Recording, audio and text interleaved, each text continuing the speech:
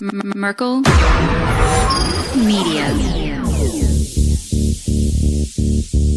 What does the goddamn line say, Tony? Please do not. Then what? I'll be arrested, put in airport jail? Look, you're going completely sideways, man. It's a big club, and you ain't in it. How dare you? Mr. Speaker, the President of the United States.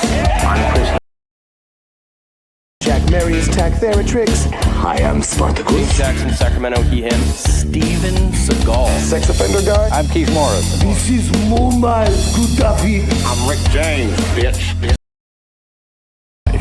The hijacker's passport was world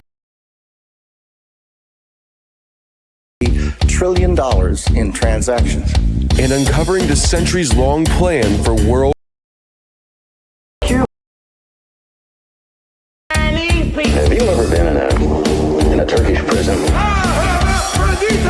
Swangles in Fort Lauderdale? I have sent 6 of my Libyan missiles to blow up the Sears hardware department. Nothing could be more fun than jumping off a cliff with 2 German bisexuals. Oh, you English are so superior, aren't you? Thank you, comrade. And now, Macroaggressions. That's what assholes call it. With your host, Buddy, I don't know who you are, but you're about to get chlamydia. Charlie Robinson. Hey, Whitey, where's your hat? You want to drop the blame on Charlie and say it's all Charlie's fault. He was a retard. I get some goddamn diuretic.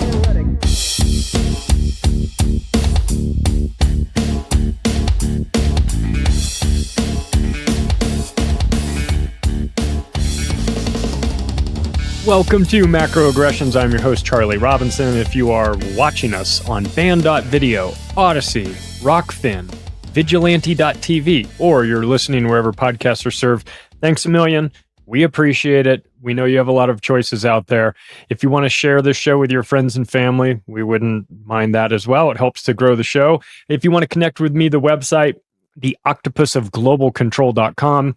You can follow me on Twitter at Macroaggression, where I yell at robots all the time. Thank you to our sponsors. My goodness, we couldn't do it without them. Preparewithmacroaggressions.com is the landing page that was built for us by My Patriot Supply.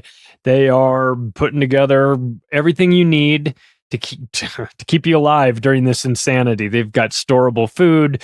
They've got survival coffee. They've got equipment. They've got everything that you need: camping gear, food, lighting, water filtration, air purification. I mean, really, they've got just about everything you need. Hopefully, you don't need any of it. I mean, hopefully, you've got this and you don't use it. But if you are, if you listen to this show, I think the chances are we may need this. And look, what's the worst that can happen? You get stuck with a lot of extra food. You should be so lucky. So I'll tell you what, be proactive. Take care of this stuff now. 10 minutes, you can knock it all out. Just go to the landing page, preparewithmacroaggressions.com, and sort yourself out in a couple minutes. Maybe you're already taken care of. You've got a friend or family member living out of state that you want to make sure they are protected and safe. You can maybe order them up some food and send it to them if you're so inclined. So thanks to everybody for supporting our sponsor. Also to Chemical Free Body. Tim James, the owner of the company, has been on here plenty of times. He always gives us very smart, logical, rational advice on how to improve our health. We talk about being proactive a lot on the show. That extends to being proactive with your own health. I mean, there's nothing worse than being sick, and when you feel bad, you'd give anything to feel better. Well, I'll tell you what, sometimes the best way to not feel bad is to prevent yourself from getting to that place in the first place. Take care of your body. And I do realize, I fully recognize that the vitamin industry is very scammy. It's filled with a lot of products that don't really work the way they say they're going to work. But Tim is convinced that you will like his product so much that he's got like a double your money back guarantee on it. I don't know that he's used it. I don't know that people have ever returned stuff. I mean, it works. I've been taking the products for 2 years, Green 85, every single morning. I took it this morning, just like I did yesterday, just like I'll do tomorrow.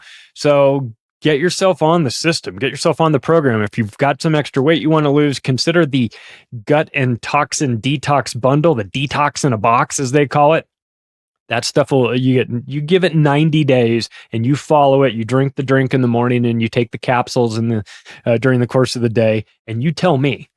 All right, you tell me what it does to your body. It thinned me out, and I'm already thin. I wasn't trying to lose weight. I just wanted to see if it would work, see if I would feel better. I obviously felt better. I felt so good I had to go buy new clothes because my shorts didn't fit anymore. So if you are so inclined, you can go to chemicalfreebody.com/macro and just take a look. He's offering a first-time customer discount of 20%. So load up. If you think you're going to get a bunch of stuff right now, because there's going to be a good deal. Oh, and by the way, there's free shipping inside the United States. So chemicalfreebody.com/macro, or you can just use the promo code macro on your way out to save yourself a little bit of extra cash.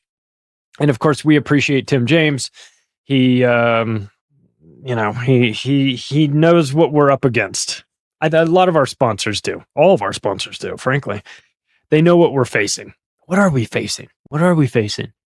Because if you go online, sometimes if you go in the wrong parts of the internet, nowadays I guess it's mainstream, they'll tell you that we're facing the biggest threat to humanity, domestic terrorists, white stuff. Yeah, look, they're just behind every tree. I can't go to my mailbox without tripping over a bunch of white supremacists just hiding everywhere, just looking for a way to victimize me and my... look, none of this stuff is happening. We know this. It's the media. They're awful.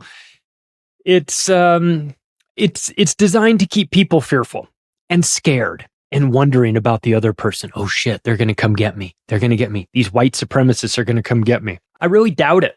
The white supremacists are busy trying to figure out how to feed their families with their rapidly depreciating value of their Federal Reserve notes. Just like everybody. I make no excuses for white supremacy or black supremacy or any of that stuff. I don't give a shit what color spacesuit you're wearing, right? If you're cool, you're cool. If you're a dickhead, you're a dickhead, and it doesn't matter what color you are.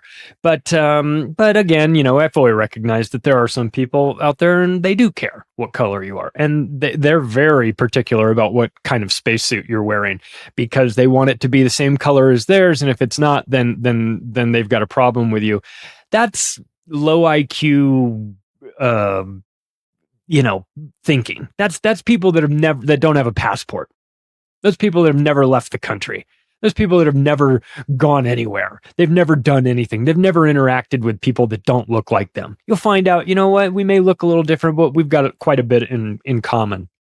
One of the things we've got in common is that we have a really psychopathic government that is trying to fill our heads with fear because it keeps us very pinned in. It keeps us clamoring for protection from them, keeps them relevant. Can't stay relevant if nobody's fearful. If everyone's just kind of living their life and they're not worried about anything, what do you need the government for? Well, what do you need the government for in general? But when you're scared, a lot of people go, help me, daddy government, to figure out what's going on. And when you do that, there is a trade-off. They'll tell you what's going on. Problem is, there's going to be an agenda injected into that, and it might not be the truth. So one of the new things that we're hearing everywhere we go is that there is, and this kind of wraps in a bunch of things, domestic terrorism, white nationalism, anti-Semitism, vastly overused. But when you hear these things, sometimes they are talking about a concept called the... Have you heard of the Great Replacement? Have you heard of it? Because I hear about it all the time now. And not just from Alex Jones, this is being talked about a lot of places. But depending on where you hear it, the following sentence, the Great Replacement. And then what's important is what is said immediately after that. Known by most as an anti-Semitic white supremacy trope, or known as the conspiracy theory, the Great Replacement, a theory handed down by white nationalists and white supremacists and anti-Semites and the Ku Klux Klan and I'm running out of white groups that are supposed to be marginalizing everybody. You name them, they're talking about this, right? It's got to be the most dangerous thing in the world, right? The great replacement theory. What is it? Oh, shit. It's white nationalists are talking about it, aren't they? Dude, white nationalists can't spell it. I guarantee you they're not talking about it. Not that it would matter if they were, and what are they going to do about it? This is not something that could be put in place by a couple. Requires a huge push. And guess what? I'm not so sure that it's fake after all. I'm really not. And we're going to talk about it because I think it's important to understand this because it's a term that we're going to hear thrown around a lot because it's got all that stickiness to it, which is you can cram all the adjectives, you just attach it right to it. You can call people white supremacists for mentioning, call them domestic terror, open-ended. So there's a lot of sort of negative connotations that you can attach to it and brand people that talk about this as being all of the bad things that you don't want to be called. But I don't give a shit about that. And I'm not really concerned about being called those names because I don't care. I don't value the opinion of people that would call me these names. So it doesn't really matter to me. But what does matter to me is understanding it and getting it right. And listen, if we go through this list and at the end you think that it is a white supremacist operation, then that's fine. You can believe that. But I don't think that it is dangerous. It's certainly not dangerous to talk about it. I think this is something that it's an observation. And as an observation, we're allowed to have different opinions of it. The way you see it based on where you live and who you interact with, you may say, oh yeah, this is 100% happening. And others may say, I don't know. I don't really see any evidence of it where I live, and therefore it may not be as real as people are making it out to be. It could be all those things. It really could. So let's talk about what it is. So a guy named Renaud Camus, a French author, wrote this book in 2011 called Le Grand Remplacement. And my French is not good. But, so this isn't some book from like the 1700s or anything. It's a 10-year-old book. And he's wondered if they were replacing the population with a different population that didn't look or act like the current this place. Now, he was French, and in particular, he was speaking about Muslims in France. He was talking about how they're coming into France. This had never been really a thing, or maybe it was, a couple hundred years.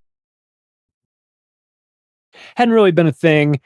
Sure, there were some Muslims, but it was more like there's a wave. It seems coordinated. There's so many coming in. And let me do the disclaimers and all that song and dance right now, just so we get it all out of the way. I don't care who you think runs the universe, whether it's Muhammad or Jesus or the spaghetti god in the sky or any of that. I don't care. And you can believe whatever you want, and I can believe whatever I want, and I don't think any of us necessarily know how it all works, and we're all on this quest together. So I don't really care if I don't have any sort of negative connotations or feelings towards Muslims or that religion at all. It's not, again, my theory on religion has always been this and will continue to be this. I don't care what you believe in, as long as what you believe in doesn't hurt other people or your family or is toxic like this. So as long as your version of this religion isn't interfering with the people next door to you or the people across the street or the people in your own family, and you're not being an asshole, you're not saying, well, God said that I'm chosen and so I can do all these things because fuck everybody else. Well, you're a shithead, and I don't care if you're an atheist or whatever. So it's not about the religion. In this particular case for the book, what he was talking about, based on his geography, is the fact that we've got a Muslim influx in France. Let's try to figure out if this is organic or if this is being made to happen. And if it's being made to happen, why would it be made to happen?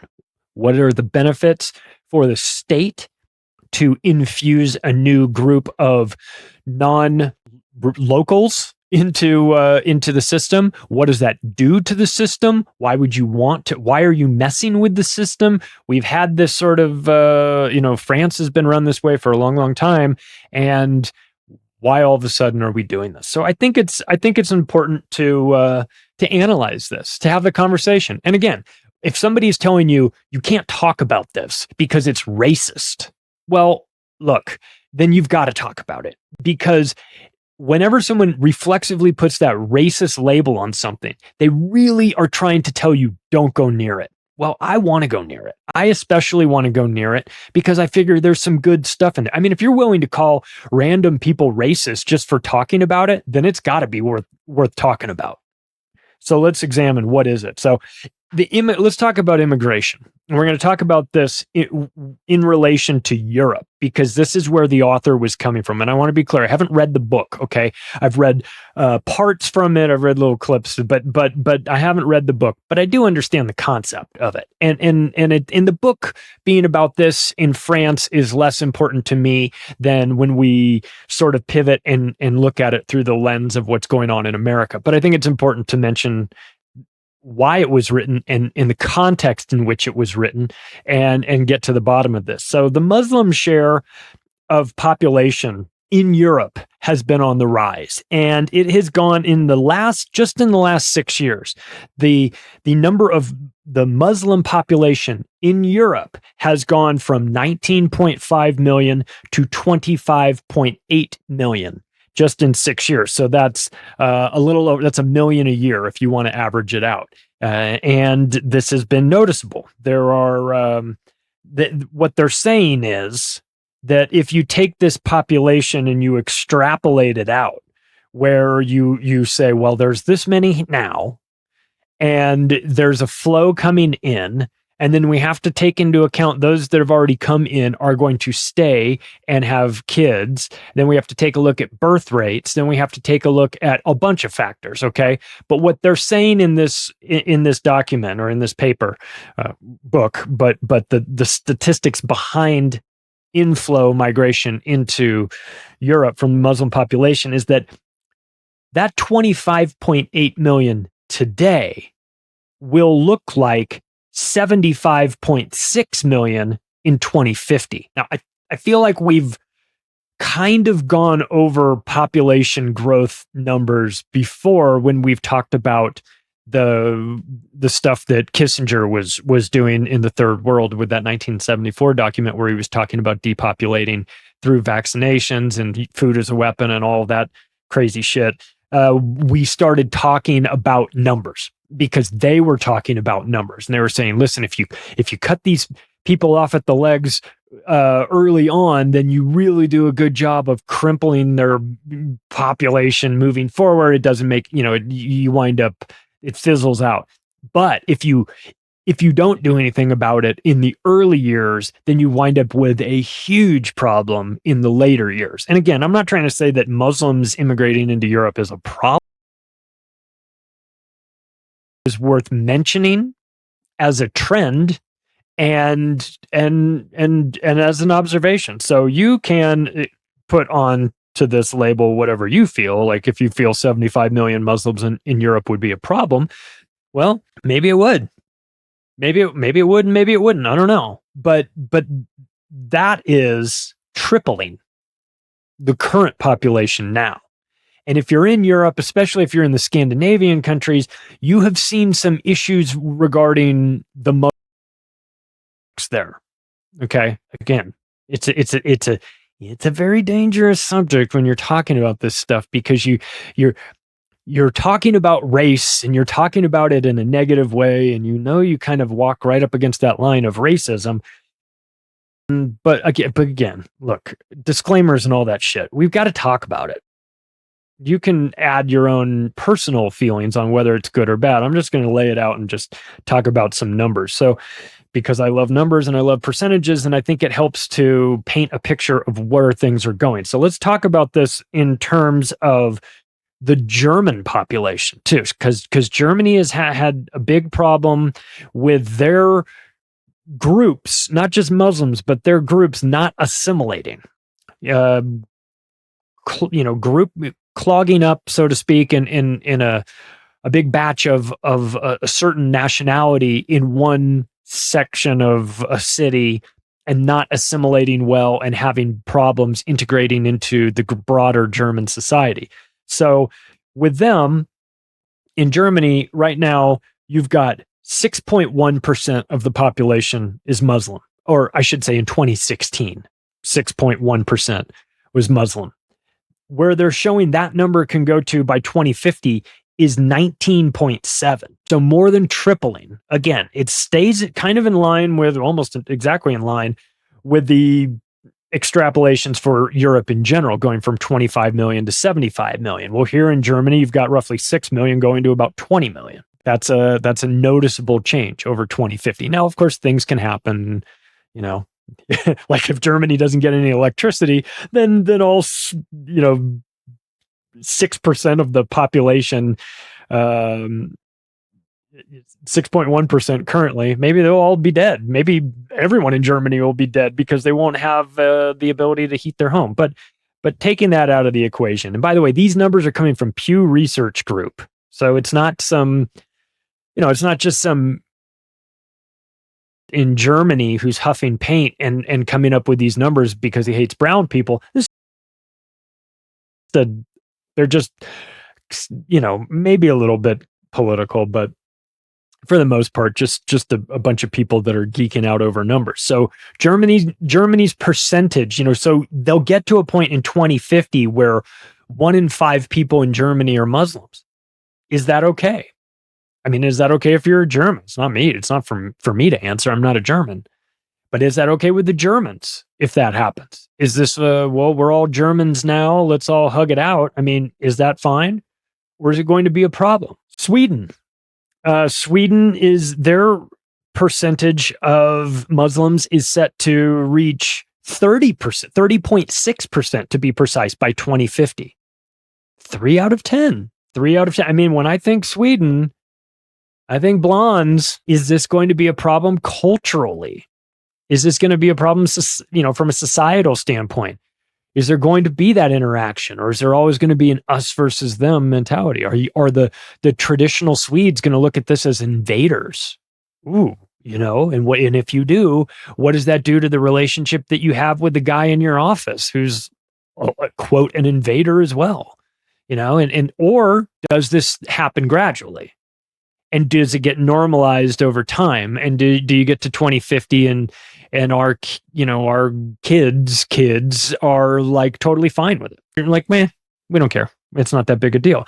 I don't know. Ask Sweden. Finland is set to reach 15% by 2050. Norway, 17%. So we've got these Scandinavian countries that are going, things are changing, but it's not just them. It's also the UK. UK getting to a percentage of 16.7 by 2050. That's a lot of people. I mean, last time I was in London, it was pretty multicultural. I was surprised. I mean, not totally surprised because I've been before, but it's not a tally ho. It's a lot more like, oh my God, tally ho. I mean, there's a lot of people that have been, and maybe this is because Britain was out colonizing places. Obviously, there's a huge Indian population in the UK, and I do realize that Indians aren't Muslims; they're Hindus. But again, it's just, if you are used to jolly old England with the whitest white people on the planet there, and now all of a sudden maybe not all of a sudden, but by 2050 you've got almost 17% of the population being Muslims. Is that going to play well? Maybe it will, and maybe it will not. Austria, you're at about 20% by 2050. 1 out of 5 people in Austria will be Muslims. I wonder what that guy that applied to painting school would think of that. He might not be very happy with this. He might want to go start a war. So again, there's a there's plenty of reasons why these people are coming, and we'll get to that in a minute. And some of them are legitimate and some of them are manufactured. But I think it doesn't make you racist to recognize that this is happening. I think that's where a lot of you're racist, you're anti-immigration, you're I don't know why anti-Semitic.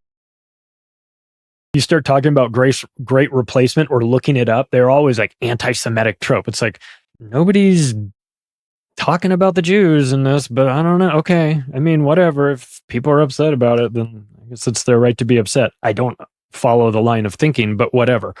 There are, if you just recognize that this is happening in your country, there's nothing racist about that. That just is an observation. Now, if you go out and say, I recognize that this is happening, we're going to put an end to this, and then you get out there and start shooting at people, we've got a problem. But I think us just having the conversation, looking at numbers, opening up our window and looking out and seeing for ourselves, what is this? What do we make of this? Is this a good thing or a bad thing? It's funny. It reminds me of, like, recently here in America, there was a story that came out that was like, residents of Mexico City are all up in arms about the number of Americans that have come in and settled in Mexico City and aren't speaking the language. And you're like, are you fucking kidding me? Like, as a Southern Californian, I'm like, oh, really? You're going to write that article? Are you? You fucking hypocrites. So, I mean, look, if anyone that knows, there has been a large Latin influx into Southern California, the southern states, let's just say. And it's just rich to hear Mexico City complaining about that, but whatever. But let's talk about European fertility rates too, because I think this is a component that really matters. And it matters it's worth mentioning because we know that the globalist people out there focus on birth rates. And they're very particular about it. They want to see who's got they say, oh, well, white America's got this rather low birth rate, 0.9, 1.2, 1.6, whatever, somewhere in there. And then they say, but these others, they have a much higher birth rate. And there's reasons for that, of course. But I bring it up because they bring it up. And so none in European countries, the fertility rate for non-Muslims currently is 1.6. Now, it said non-Muslims. It's not talking about white people. It's just saying they're not Muslims. So it could be Hindus and whatnot. But European fertility rates, non-Muslims, 1.6. Okay, that's the rate. For Muslims, it's 2.6. Okay, so it's a full human being higher than non-Muslims. That is worth paying attention to. Okay. That is most definitely worth keeping an eye on. Second component that I think matters, and really definitely matters when you talk about how the populations are going to triple over the next 30 years. This is the percentage of Europeans that are under 15 years old. Okay. Non-Muslims under the age of 15 years old in Europe, 15% of the population. But for Muslims under the age of 15, it's 27% of the population. So what that says is that the group that is coming into Europe, for whatever reason, has higher productive rates, and it's a younger demographic to begin with. So that means a couple of things. First, it could mean, younger, meaning they're going to get to a place where they're going to have more kids as opposed to older people who have already had kids.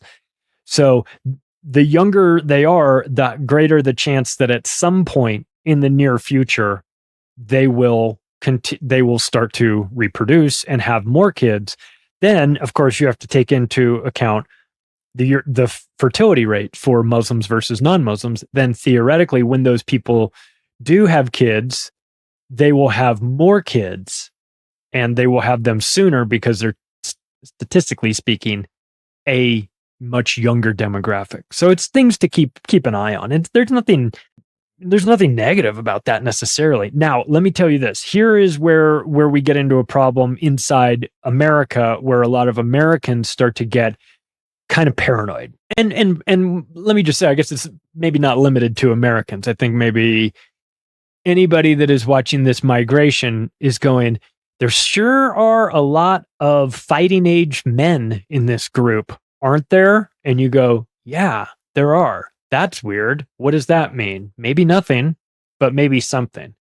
So it's not old grandmas and grandpas being sent up. It's like 19-year-old guys, 20-year-old guys. And you go, okay, well, in and of itself, that might not mean anything. But when there's a huge percentage of that and you start to feel like, ooh, you start to hear terms like this is an invasion and people go, that's racist. And you go, well, I call it an invasion because all the people that are coming across look like they're in the military. They're military age. They're men. They're in that range. They are already younger. We know that, right?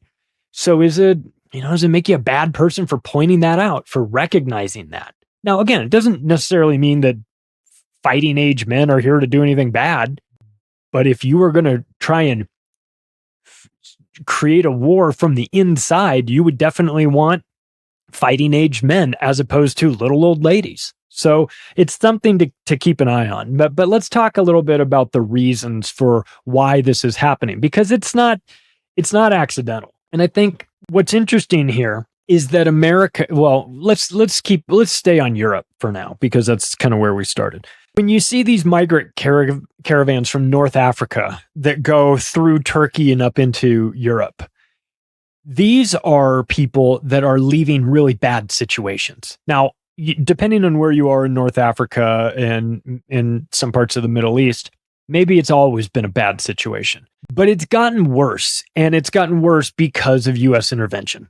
It's gotten worse in Libya and Somalia and Syria and Iraq and Afghanistan and, all these places that America's bombing the shit out of. So when you get tired of drone strikes at your wedding party, when you get tired of seeing members of your family blown to smithereens, when you get tired of living under constant U.S. occupation and you decide, I have to get out of here. There's only one direction I'm going, and it's north, because to the south, it just gets worse and there's fewer opportunities. I'm going north. Where are you going? I don't know. I'll know when I get there, but I got to get out of here, because if I stay here, I'm either going to wind up dead. My family's going to wind up getting blown up. I'm going to get imprisoned. They're going to think that I'm up to no good for some reason or whatever. I got plenty of reasons to get out of here. We're going. Now, I have no problem understanding that. Don't blame you. My only blame is, why didn't you leave sooner? Get out of there. As soon as America targets your country for regime change or whatever, there's going to be death and destruction. Just look at the before and after pictures of Libya if you need any sort of help with that. We get in there and we just destroy everything. Who wants to stick around for that? If you have the ability to leave, I don't blame you for leaving. Here's the thing. Once you decide to leave, there is an unusual amount of coordination that is happening. That is not accidental. The fact that you woke up on a Tuesday and decided today is the day that I get the fuck out of this country because I am going to get blown up, that's random. But the making of the financing of this migrant caravan through North Africa and in through areas around the Mediterranean, this is by design. And it's by design by George Soros. He's been deeply involved in this. And I know he's like convenient boogeyman for everything, I guess. But the thing is, he's doing this.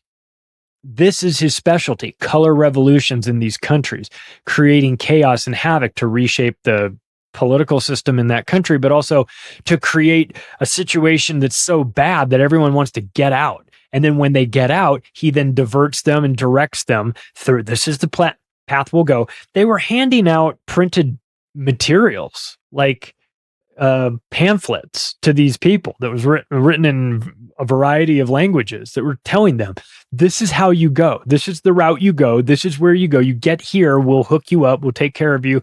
You'll get cell phones and you'll get some supplies and you'll get what you need. You might even get ferried through to off to a different place. Maybe we'll put you on a boat that will be sunk in the Mediterranean. I don't know. But they've got a plan for these people. It's not accidental and it's not random. It's being orchestrated. They've made the current situation in these homelands so horrible that you either are a masochist and you stay and suffer because you feel that that's your lot in life, or you grab whatever you've got and you start walking. So that is what has been fueling this in Europe. And they, you know, and the media covers it because that's what they do. You know, they're trying to create this, and then it creates tension in the countries that are on the receiving end of these people, because first of all, hey, we've got like an immigration process and you guys aren't following it. Second of all, we've let a bunch of you in here before and you guys don't really assimilate very well in certain countries, and we don't really like that too much. And second of all, what do you bring to the table? We're going to let you into Germany. What do you bring to the table? What's your level of education? What do you have to offer?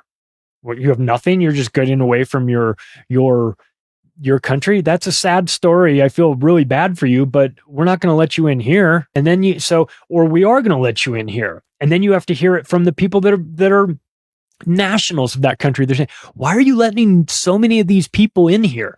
It's not working. And then you pass that tipping point where you allow too many people in, and then it's like you can't even police things, where you can't say, "Oh, geez, if I say, you know, what did the suspect look like?" And you're like, he was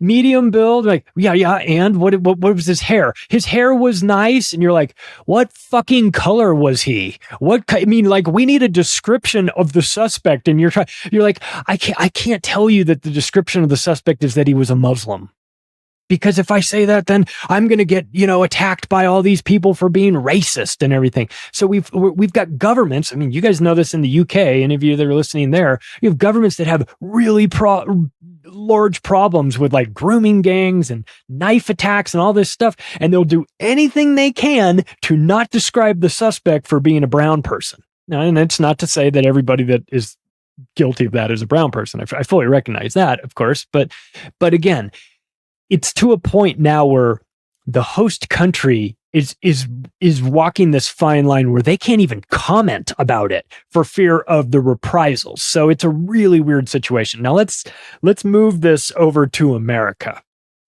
where there's no racism at all. I assure you. No, there's plenty of racism in America. It's just more covert than it is like overt. Yeah, it's not, you know, in America, racism is like slight, like terminology, you know, there's no, hey, you know, boy, there's none. I mean, you don't see that stuff, but the media will have you believe it's happening everywhere. It's just racism pouring out of everybody's pores. Well, in the United States, according to FAIR, which is Federation for American Immigration Reform, we have a big problem since Biden took over. We know about Trump. We know about the wall. You know, we know he wanted to build the wall, and he built part of it. You know, walls work both ways. Be very careful about the wall situation, because when we need to get the fuck out of here in a hurry, there's going to be a wall there too that we got to get over to get out. So again, you can keep the Browns out with the walls, but when the other people need to leave, then they have to get over the wall as well. So be very careful about that. But since Biden took over, I'm just going to go off of FAIR's numbers. Since Biden took over, this number is staggering. 4.9 million people have come across the borders into the United States. The Border Patrol has the figure at 3.9 million. So I don't know. I don't know what you want to, I don't know if we can round up and say 4.9, make it 5, and round up the Border Patrol figures and say 3.9, make it 4 million. So it's between 4 and 5 million. It's a lot. It's a big number. In July of this year, 2022, there were 199,976 people caught on the southern border. That's 24 people away from being 200,000. So 200,000 in July. Just July. That's the Rose Bowl in Pasadena, filled to capacity, like for a World Cup soccer game, twice. That's coming across every July, once a month. Okay. That's a lot of people. That's just people that are getting caught now. Of that 200,000, 13,299 of them were unaccompanied minors. Think about that for a second. Think about being a minor means you're under 18, and unaccompanied means you're by yourself. That's a pretty large number for that month. 13, that's just what got caught. 13,300 roughly unaccompanied minors coming across the southern border and getting caught and processed. What do we do? What do we do with this? Like, to be humane and not dicks and not blame the people. The people are fleeing because Central America is being destabilized by the United States government. That's what we do. I don't fault the people. This is not an attack on the people. The people that are leaving, the people that are migrating, they have every reason to leave. The way, where they're going, obviously they're going to have problems when they get there. The people that are in the receiving end of this are going, why our country? Why'd you pick this? You're coming here as a drain on our resources, as a drain on our country when we at a point where things are starting to get bad at these countries, like we need another 4 or 5 million of you, like we need a hole in our head, right? We've already got problems. We got problems all over the place. The last thing we need are more people to be part of the problem and not solutions to the problem. And then you hear Venezuela is emptying their prisons and busing everybody up to the Mexico border, and you go, well, you know what? I can't blame them. If I were Maduro or any of the Venezuelan leaders, after how America treats Venezuela, and then you see this crisis going on, you look around, you go, we've got prisons filled to the brim with the worst Venezuelan prisoners in the history of this country. They're so dangerous and so shitty, and we have to take care of all. And then you go, wait a second.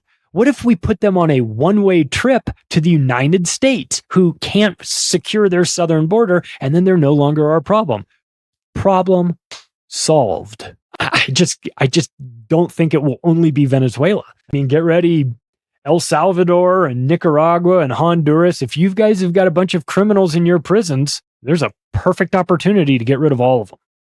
And you know what? The pickings are going to be much better in America too, so they're never coming back. Or if they do, maybe they'll go be successful in America and send money home. Win-win. The prisoners are out of your country. They're off in your sworn enemy's country, making the country worse.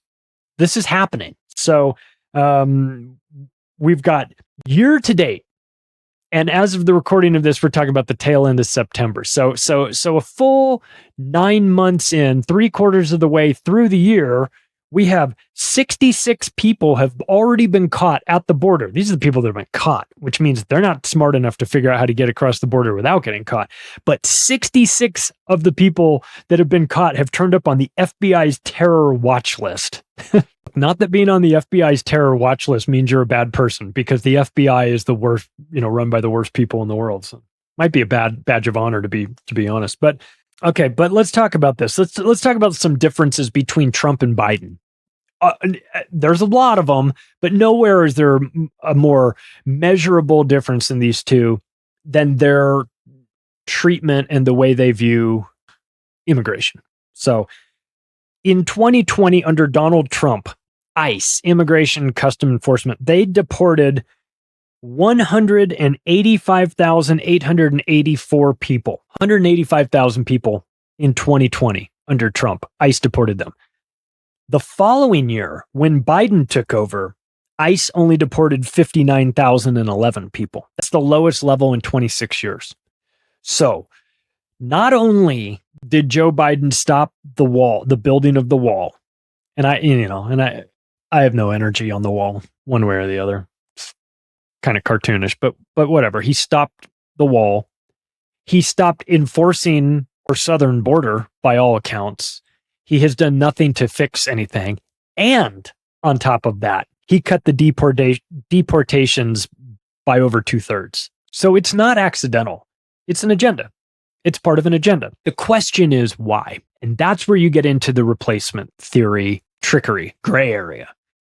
Is this gross incompetence? Is this just life? Is this just bad luck or just the way things work? Or is it made to happen? So, I mean, look, there's no group of people that are bigger hypocrites than hardcore leftists.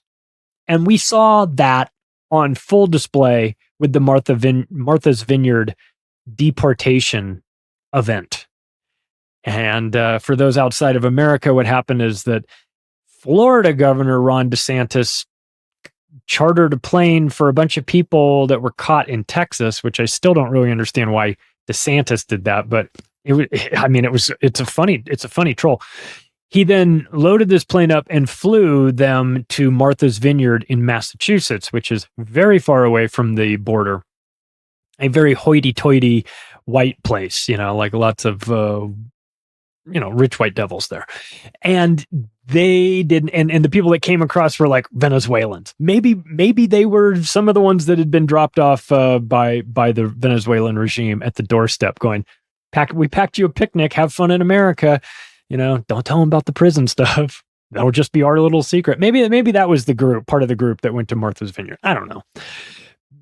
But they didn't last long because those rich white liberals were all up in arms about it. They freaked the fuck out. They got them deported within less than 48 hours to a military facility, while pearl clutching and talking about how, we just have to do something to help these poor people. Put them up in your house there. You've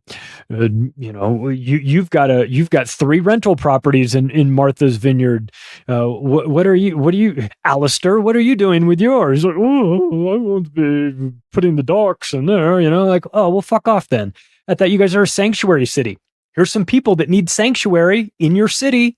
But now it's, we were just kidding. Well, we're a sanctuary city. In theory, when it's happening somewhere else, but when it was sent to them, and that became a huge problem, and everyone goes, well, they're playing politics with these refugee, with these people that have come across the border. Yeah, they are. Both sides. It's gross, of course, but if you think the Biden administration isn't, then you're just not looking at both sides because they're both doing this. And but luckily Kamala Harris has been tasked with fixing the border, in between explaining the nuances of space and time during press conferences. She's down at the border making sure, the border is a place that borders the countries. And it's because of countries that we border each other. And if we can just figure out the border, then we can come together as, listening to Kamala Harris talk is like, you want to get those people at Guantanamo Bay to spill the beans on where the missing chemical weapons biolabs are in Iraq. Just put them on a diet of Kamala Harris explaining space, time, energy. I want to have that. They have to listen to her explain to those kids about NASA. Oh my God. I personally myself would confess to killing JFK if they did that to me. But again, look, the Biden administration has been flying these people all over in the middle of the night anyway. So they're accusing Ron DeSantis of doing this. This is such dirty tricks to politicize these people. Bro, you have been putting them on airplanes in the middle of the night and flying them to who the fuck knows where. You're not telling anybody. So you've been doing the same thing. In fact, you've been doing it on an industrial scale. Ron DeSantis did it once with Martha's Vineyard. Now they've been sending them to New York. They've been sending them to Washington, D.C. They need to get creative with this. And to be crystal clear, look, I wish they weren't doing any of this. I wish we didn't have this problem. And at the border, I wish we didn't destabilize Central America and South America to the point where people feel like they have to walk for freedom. I wish none of that stuff was happening. And if we are going to process all these people that come in, it would be nice if we had the capability to handle all this, but we really don't. So they've got to go somewhere. It's the least best option, right? Is that they're here and they've got to go somewhere. And by the way, it's a federal situation. It's not like the state of Texas can really deport people because that's a federal situation. Texas doesn't have the ability to do that, or at least there's laws against that. So the federal government needs to get involved, and the federal government is run by Joe Biden, and the federal government doesn't want to fix this because it is part of their strategy of destabilizing the United States. And that is part of the great replacement theory that they don't want you to talk about. And that's part of the reason why they're so reflexively angry when anybody brings it up, is because they don't want you to talk about it, because they know that if you talk about it, you will recognize that there is truth in it. That's the dangerous part. They know that if you allow a large segment, 5 million people, to come into this country and just bypass the traditional immigration process, where you've got people that have been working on getting their visas and citizenship for years, taking classes, taking English classes, doing all the steps, paying the money, getting in these, dealing with the fucking federal government for immigration stuff is no fun at all. Doing all the things to make sure they do it legally, and then they just watch everyone, 5 million people, just cut to the front of the line and just walk in. Why? What do you think those people are going to do as a thank you to the administration that let them cut to the front of the line? Bro, I'll let you in, but remember me come election time. Vote blue as a thank you. You know what I mean? That happens. That's part of it. Now, the Democrats can't get people to vote for them on their merit because their ideas are stupid and disjointed. So they have to bring in people that don't even speak the language and say, this is who you vote for when you come here. We'll get you IDs. We'll get you cell phones. We'll make it you vote by mail. We won't check anything. Hell, we'll let you vote if you're dead. There's plenty of people that are dead in Illinois that have been voting for 20 years. We don't care. We just need bodies. And we need bodies that want to vote blue as a thank you. And you guys look like you will do that. Bueno? See? Yeah. Okay, good. We're good. That's it. That's the deal. But there's another part to this. And of course, it's a strategy that was talked about back in the 60s. It's called Clower and Piven. And these two people, guys, I don't know, Steve Clower and Bob Piven, I don't know what their first names were, but they got together and they said, listen, we want to remake the welfare system in America. It's a mess. We want to remake it, but nobody will let us remake it. So their idea was, we'll invite everybody onto the welfare system that clearly is not like built to withstand everybody being on it. But we'll invite everybody to be on it, or as many people as we can, so that we overwhelm the system and break it. And then once it's broken, then we'll rebuild it the way we want it. That is a build back better philosophy baked into Clower and Piven. The Biden administration, what did they run on? What was their policy? Build back better. And we've talked about this before.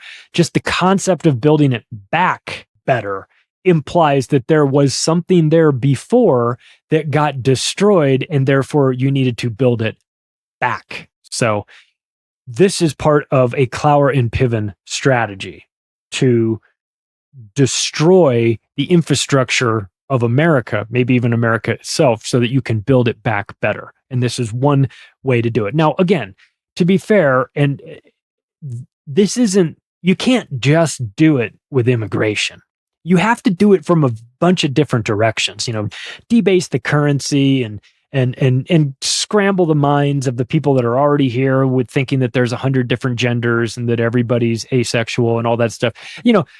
You soften them up from a bunch of different directions, but this is one avenue towards doing it. It's not the only way. You can't bring down a country just by doing this. Maybe you could if it was smaller, or less stable, but that's not what's going on in America. So the question is, and it's a big one, and it's a dangerous one, are they replacing white people with brown people? Or is the plan actually to just replace Americans with non-Americans? I mean, did you notice the way that the people coming across the southern border in America were treated with regard to the vaccination, as opposed to people that were coming in on airplanes. The people that were coming across the southern border were not vaccinated. They were not mandated to be vaccinated. They didn't do that. Okay. The people that were coming in from Europe on airplanes or going, in and out of Canada. Hell, American pro athletes couldn't even play in Canada, couldn't even get into Canada unless they were showing vaccination proof and things like that. America was acting crazy like that for a while, where they were making, you got to show, PCR test, and if it recently failed or passed PCR test or blah, blah, blah, or whatever, all this shit you had to go through. You're trying to play the game the right way. I just want to get in this airplane. I'm coming back in from this country, and I just, do you have this? Do you have this? Meanwhile, the southern border, none of that shit is required. We go to allow us to go back in time a couple of weeks to Where Did All the People Go episode. Let me set a course for Speculation Island here for a second. But if you were mandating the vaccine for everyone in America, and it was a killer vaccine that was going to light a time bomb on their immune system and kill them all within 5 years, wouldn't you definitely want to have a group coming off the bench that wasn't vaccinated? I don't know, maybe 5 million people coming in to work the machines? You might have it. Now, I wouldn't think that if it wasn't for the disjointed vaccination requirements. That makes me think of that. When the people from the South, they were like, you don't need to get vaccinated. And of course, I'm knowing what I know about vaccines. I'm going, okay, so they're letting them off the hook, but they're being over the top assholes to everybody in America already. Why is that? It's just something to ponder. Is it because they're planning a couple steps ahead and they recognize that we're going to be deficient by, according to the Deagle document, 235 million people deficient and only 99 million people here. Now you add an extra 5 million. Now you're talking about adding 5% to the population. That's a substantial amount. So it's something to consider. But there's another thing. There's another thing that makes me both nervous about the great replacement theory and suspicious that it might really be true. And let me tell you what that is. There have been 3 different mass shootings that have happened over the last 3 years in which the gunman, radicalized gunman, has left a manifesto. And in that manifesto, they have specifically talked about the great replacement. Again, if this were, knowing what we know about mass shootings and how they're made to happen, either through federal agency encouragement, they're given money from the feds, they're radicalized by the feds, they're low IQ, maybe on the spectrum, people that are a little, easily manipulated and things like that. We know that the feds are deeply involved, right? We know that they're doing that. And we also know that whenever you see a shooter with a manifesto, you're about to read some straight up bullshit, okay? That's written most likely by the feds themselves. So again, I ask you, Christchurch mosque shooter, El Paso Walmart shooter, 23 dead in that one, and the Buffalo, New York grocery store shooter. All 3 of those left manifestos. The Buffalo grocery store guy's manifesto was straight up written by the FBI, 100%. And all 3 of these mentioned the great replacement theory. All 3 of these people were far right. They all had assault weapons. The Christchurch and Buffalo guy had the same gun and the same camera system set up on the gun, and all of that very suspicious. We've got assault weapons. We've got them talking about white genocide. We've got them driving hundreds of miles from their home to some other place to commit the shooting. The guy in El Paso lived in Dallas. The guy in Buffalo lived some other place, like 4 hours away in New York. I'm not quite sure about the Christchurch guy. He might have been a local, but still, when you lose it, grab your gun and you're going to go shoot up. I'm just going to go shoot up this place. I'll show everyone, that's what you get for fucking with me. I've had it. Who drives 4 hours to do that? That's 4 hours in which you would probably rightly calm down. But that's not what happened. So there's a lot of similarities here. Lone wolf. It's always lone wolf. FBI knowledge, FBI foreknowledge in Buffalo and El Paso for sure. White radicals, domestic therapists, it's got all the buzzwords and all the things that you would be looking for to sort of set you off at that this is maybe not as authentic as it is being made to be, or at least this person isn't, this person's been radicalized by some people online, and then you go to find out that the people online are feds. So my question is this, and I think it's a reasonable question to consider. Why would let's go with the premise that these 3 shootings where the people, the guys left manifestos. Let's go with the premise that the manifestos were faked, or at least added to, or whatever. I'm going to say fake. Why would you mention the Great Replacement Theory if you weren't trying to demonize it? It's the only reason why you would put it in there is to make it sound like a bad thing. Okay. If it's a bad thing on its face, we should recognize that it's a bad thing. Why did they feel the need to make it, associate it with mass shootings? As in, the Great Replacement Theory equals domestic terrorists equals mass shooting. Why would they care if it wasn't actually happening? That's my point. I mean, if it's just theory, if it's conspiracy theory and it's not really happening and it's not actually part of an agenda and it's not really being made to, to do the things that we're talking about here, if he's just rambling about this idea that he read, that these 3 guys read in Reddit or some 4chan someplace, then what difference does it make? Why would it be across all 3 of these manifestos? The answer, I think, is because there is truth to it, that there is some truth to the Great Replacement Theory, that in fact, there is a plan to replace the current people with new people. But I want to go into something here, because it's not just that this is about Muslim invaders. This is not about Mexicans coming into America uninvited. It's more than this. I would say that there is a great replacement happening, but it might not be just immigration. I think there's another great replacement that's happening. What they want to talk about, if we want to cut to the core, what this author was talking about was replacing white people for brown people. Okay. Now, when you say that, you are rightly going to have people saying that sounds super racist and it sounds terrible, and you're going to need to show your work. If you're going to say something like that, you're going to need to prove it. Okay. White people for brown people, legals, for illegals, current demographics for a different demographics, whatever. They are replacing people in America. They're replacing humans for transhumans. They're replacing actual science with bot science. They're replacing healthy people with sick customers through the vaccines. They're replacing beef with bugs at the World Economic Forum. They're replacing your gas car with an electric vehicle. They're replacing physical cash with CBDCs. They're replacing teachers with activists. They're replacing smart people with dumb people. They're replacing males and females for 100 different genders.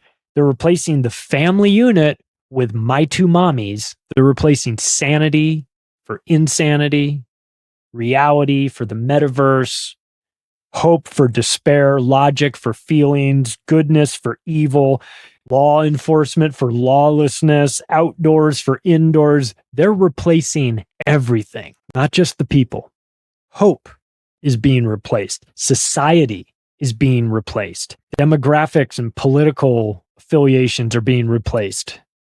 Everything's changing. So look, when somebody mentions to you that they've heard about the Great Replacement Theory and they're concerned that somebody that they know is talking about it and they think they might be a white nationalist or something, settle them down, okay? There is a replacement going on. The good guys, the people that want to be left alone, are being replaced by the bad guys, the people that want to tell you what to do, the people that have come in and decided, we used to never sexualize kids, but now we're going to start with tranny story time, and you're going to go to a nightclub where we're going to have transsexual performers, and we're going to have 5-year-olds putting money in their tucking money into their G-strings. There's a replacement going on. Values are being replaced by a different set of values that you may not subscribe to. No, I don't. And it's scary and it's frustrating, and change is hard. But I'll tell you what, the best thing I think we can do is to not be pushed away when you hear somebody reflexively call something racist or whatever. That's a tool used to deflect anybody from digging into it too much. A lot of times that's a tool to protect the narrative because the narrative is not well built and it needs that defense just to keep you away from it. We don't want a bunch of people digging into this. They might find out it's true. So I think the great replacement theory is true. It's just not limited to human beings being replaced. It's not limited to brown people coming up from North Africa into lily white Western Europe or Scandinavia. It's not just that. It's replacing the goodness that we have with a new way of life that these technocrats can control and use and manipulate for their own selfish purposes. Feels like a controlled demolition. But of course, in order to build back better, you have to push the plunger down, blow out what's currently there. Hey, if you like this episode, you can take the additional step right now of sharing it with your friends and family. You can follow me on Twitter @macroaggression, the website, theoctopusofglobalcontrol.com. Thanks, everybody. I'll talk to you soon.